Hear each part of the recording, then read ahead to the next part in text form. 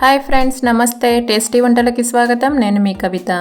Friends, ఇవాళ మన tasty వంటల ఛానల్లో పకోడా కర్రీ గురించి తెలుసుకుందాం. గట్టి పకోడా ఎలా చేసుకోవాలో తెలుసుకోవాలనుకుంటే కింద డిస్క్రిప్షన్ బాక్స్లో లింక్ పెడతాను, ఒకసారి ఓపెన్ చేసి చూడండి. సరే, మరి లేట్ చేయకుండా ప్రాసెస్లోకి వెళ్ళిపోదామా.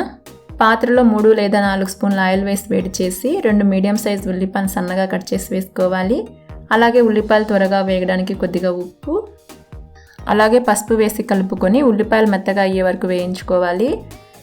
కొంచెం ఉల్లిపాయలు మెత్తగా అయ్యాక కరివేపాకు, 2 స్పూన్ల అల్లం వెల్లుల్లి పేస్ట్ వేసి అంతా కలిసేలా కలుపుకుంటూ అల్లం వెల్లుల్లి పేస్ట్ పచ్చివాసన పోయే వరకు వేయించుకోవాలి.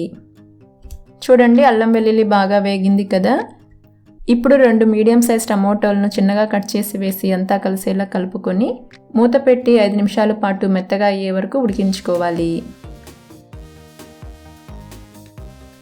5 నిమిషాల తర్వాత మూత తీసి చూసామంటే టమోటాలు బాగా ఉడికి ఉంటాయి. ఇప్పుడు గెరెట్తో నలుపుకున్నట్లు ఒకసారి కలుపుకున్నామంటే టమోటాలు మెత్తగా అయిపోతాయి. తర్వాత 2 స్పూన్లు చిల్లీ పౌడర్, 2 లేదా 3 స్పూన్లు కొబ్బరి పొడి, 1 స్పూన్ ధనియా పౌడర్ వేసి అంతా కలిసేలా కలుపుకోవాలి. అన్ని పొడులు వేసి కలుపుకున్న తర్వాత కర్రీకి సరిపడా వాటర్ వేసి కలుపుకుంటున్నాను. మీకు ఎంత పులుసు కావాలో అన్ని వాటర్ వేసి కలుపుకోండి.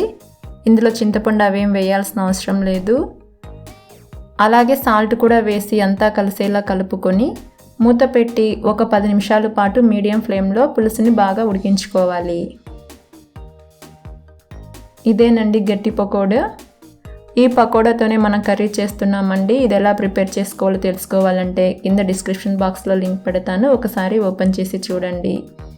దీనిని మనం కర్రీలో వేసుకోవచ్చు లేదా అలాగే ఒట్టిదే తిన్నా టీ టైంలో చాలా చాలా టేస్టీగా ఉంటుంది. ఇది ఒక 1 వీక్ టు 10 డేస్ వరకు నిల్వ ఉంటుంది. టేస్ట్ కూడా చాలా బాగుంటుందండి. మీరు తప్పకుండా ట్రై చేయండి.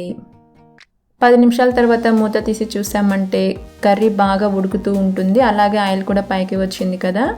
ఇప్పుడు దీన్ని మనం అంతా ఒకసారి కలిపి పకోడాలని కర్రీలో వేసేసుకుందాం. ఇప్పుడు పకోడాలను గ్రేవీలో మునిగేలా బాగా కలుపుకోవాలి. పకోడా వేసిన తర్వాత మనం ఎక్కువసేపే ఉడికించుకోవాల్సిన అవసరం లేదండి. 5 నిమిషాల పాటు లో ఫ్లేమ్లో ఉడికించుకున్నామంటే సరిపోతుంది. 5 నిమిషాల తర్వాత స్టవ్ ఆఫ్ చేసుకొని పక్కకు దించుకొని తరిగిన కొత్తిమీర వేసేసి అంతా కలిసేలా కలుపుకుంటున్నాను.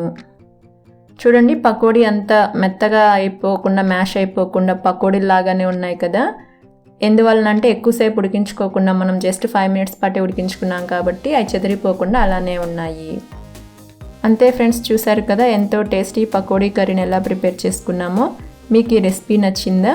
నచ్చితే లైక్, షేర్, కమెంట్ చేయండి. అలాగే పక్కనే ఉన్న బెల్ బటన్ ఒక్కసారి క్లిక్ చేశారంటే నేను ఇప్పుడు వీడియోస్ పెట్టినా మీకు నోటిఫికేషన్ వస్తుంది. మీరు ఎప్పుడు ఫ్రీగా ఉంటే అప్పుడు వీడియోని చూసేయచ్చు. Thank you.